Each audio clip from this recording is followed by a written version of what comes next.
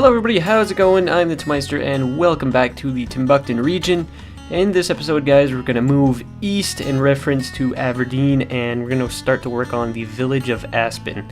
Aspen is going to be a very special little community. It'll have a lot to offer, which you're going to see in the next 2 or 3 episodes. And the first thing we're going to develop in this village is going to be the airport. Now, the airport isn't meant to just service the village of Aspen. It's going to serve the entire Averdeen County. And it's not really going to be an international airport by any means. It's more, not even a municipal airport. I don't even think it would qualify for that.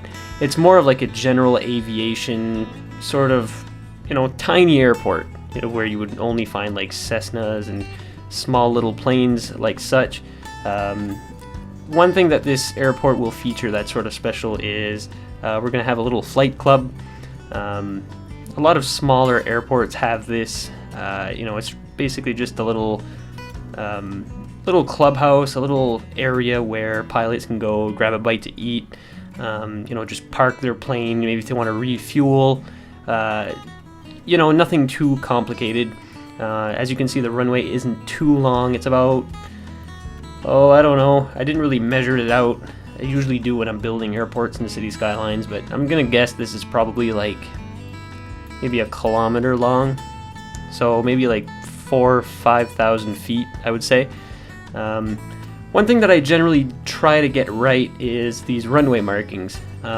Aviation is probably once was one of my biggest interests. When I was a kid, my biggest dream was to become a pilot, and then reality set in. So anyways, I decided to go into IT, and I don't regret it at all. And I eventually would like to obtain my private pilot's license at least, because general aviation is a pretty big part of my family, and I'd like to keep that trend going on in the future. Both my father and my grandfather are general aviation pilots. The closest thing I am to a pilot is I've probably logged in like 10,000 hours in flight sim. So I guess I'm like halfway there.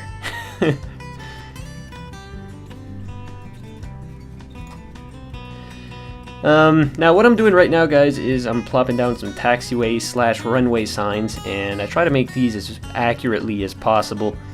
Now, basically what these signs mean is, right now you see runway 14, and those signs will basically tell you which end of the runway you're on. So if you're on runway 14 or 32, it helps you to pinpoint your location, really. So basically how I decided these runway markings isn't too complicated. Tried to get it as accurate as I possibly could, but I just sort of eyeballed it. So how runway headings work is, if you look at a compass, it's a circle, and there's 360 degrees in a circle. Okay, so depending on what heading your runway is pointing on the compass, that is what the runway heading is going to be. So in this case, we have runway 32. That means that the runway is pointing 320 degrees in reference to north. And in aviation, north is 36 or 360 degrees, which is like the top of your compass. In aviation, it would go by 36. You'll never see triple-digit runways. That's just not a thing. You always sort of take off the last digit. So the opposite end of our runway, which is 14, in reality, the heading of that runway is 140 degrees reference to north. So, you just take away the last 0, and that's basically how you get your heading. So what I did in this case is I just faced the camera north in the game, and I just sort of eyeballed it with a compass on the side of my screen. So it's really not that complicated. Another thing to keep in mind is you'll never have a runway heading like 111 degrees or 113 degrees.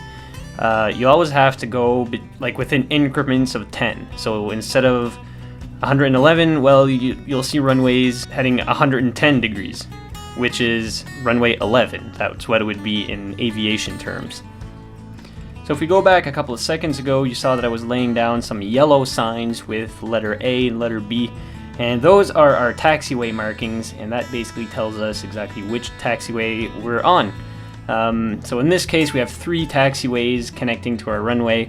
We have taxiway Alpha, which is the one running parallel to the runway, and taxiway Bravo, which is the little taxiway in the middle connecting the middle of the runway. Usually you'll have like taxiway Charlie and Delta, which are like the little connectors on the runway, but I just chose to keep like the long taxiway Alpha, and the little short taxiway Bravo, just to keep things simple. And I mean, this is not really an international airport, so I suppose it doesn't really have to follow international regulations. You know, the airport's not going to see much traffic and all that stuff, so whatever, excuses. So basically what's going to happen is, in real life, the air traffic controller will direct you to a specific runway. In this case, we have runway 32 for an example. He'll say taxi to runway 32 using taxiway Alpha and Charlie or whatever. So you basically just follow your taxiway signs until you end up to the end of the runway, and then you're all set to go. So that is the purpose of those. It's pretty cool that all of this stuff is available in the workshop now. You know, I'm always amazed by just the amount of content that it's on the workshop, and I mention that a lot in my videos, but I can't help but be super grateful for all that. So now what we're going to work on, guys, as you see me do just a second ago, started to plop down some airplanes. Now I'm going to do a little fuel depot, and this whole setup is going to be sort of inspired by my local airport in my city of Moncton. And what's interesting about Moncton Airport is it's a very small international airport. I'm not even sure if it sees 1 million passengers a year, and most of the international flights are down south to like the Bahamas and Cuba and whatever. But what's interesting about this airport is it has one of the largest flight colleges in the country.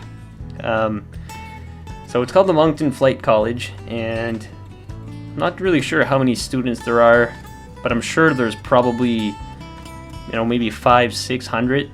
And what's interesting as well is that the government of China has contracted the Moncton Flight College, and most of the students are Chinese. They come here primarily to learn English and well, to familiarize themselves in the aviation world. So the Moncton Flight College has 2 campuses, one in Moncton and one in Fredericton.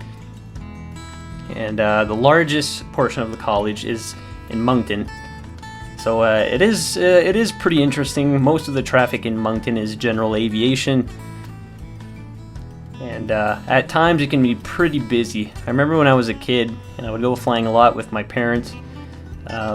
We'd all just have to wait in line for quite some time, you know, to let the traffic go by.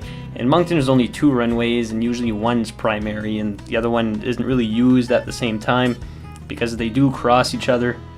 So only one runway is usually used at the same time, so it can get quite busy. Usually in most airports you'll have taxiway lights, similar to what you've just seen me plop down on the runway. They're blue lights, and they do exactly what lights are supposed to do. They light up the taxiways at night. They sort of guide you your way to your gate. But in this case, with the amount of traffic that this airport's going to see at night, it's not really worth it plopping down these lights, so I am not going to do that in this case. But I do have some runway lights.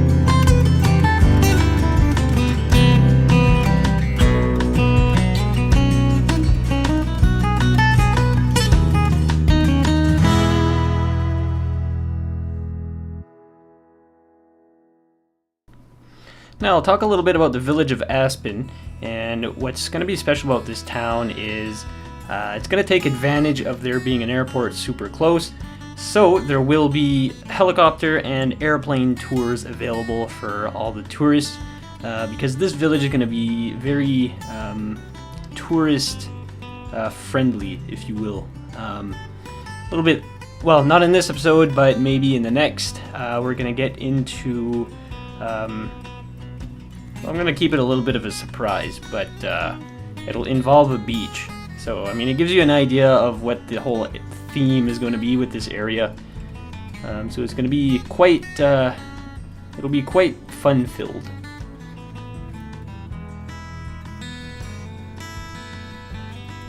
In terms of population, in the winter time, it's going to go down to a couple hundred. In the summertime, it'll go up to a couple thousand. And I'm going to base this area off of, again, for my trip to Maine this summer, especially in southern Maine. Everything started to have more of like a Massachusetts sort of Cape Cod feel.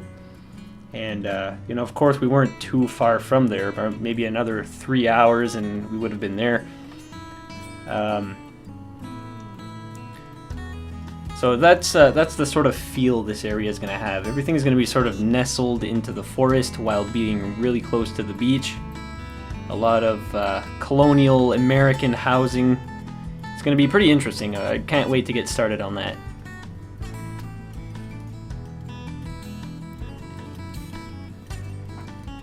So now I'm going to get into a little bit of detailing, and because this is such an old airport, we're going to say it's like World War II era, I'm going to make the pavement in pretty bad shape in some areas, and it'll also help to hide those sort of big cracks in the pavement. So to make this pavement, I didn't use any ploppable pavement surfaces. I just sort of used the surface painter tool, and what happens when you lay that against the taxiways, it creates these ugly cracks. It sometimes does that with sidewalks and stuff. As you can see, I'm just sort of trying to mask that over with some patches and all sorts of cracks and whatever I can find to sort of blend it in. Nevertheless, I mean, I think it looks pretty cool. I mean, this is the sort of situation you should expect in a small municipal airport. You know, I mean, the funds simply aren't there to upkeep the pavement and stuff. So in a second, we'll move on to the runway, and in most airports anyways, the runway is probably the most important piece of infrastructure to upkeep. So it's not going to be as bad as the taxiways, but I mean, the default runway textures are pretty plain, so I just want to fill that in with a little bit of detail here and there. And once that's complete, we're going to get on to the terraforming around the airport. Well, not really terraforming, but adding some foliage, some bushes and plants and all that kind of stuff. And after that, we're going to move on to some cinematics.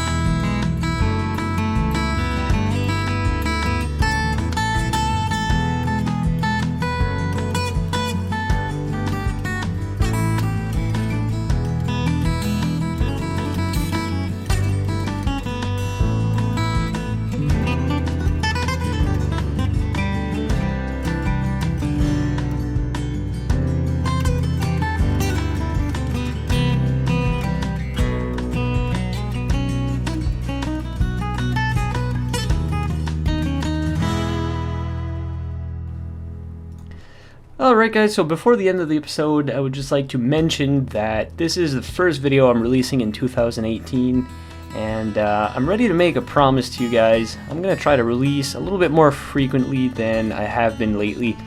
I'd like to aim for maybe a video per week and a half to 2 weeks. That would be like my optimal range. So to fulfill that promise, as of right now, the time that I'm releasing this video, I have 3 other videos ready to go, and I'm currently editing the 4th video, which would be episode like 7 or 8 of this series.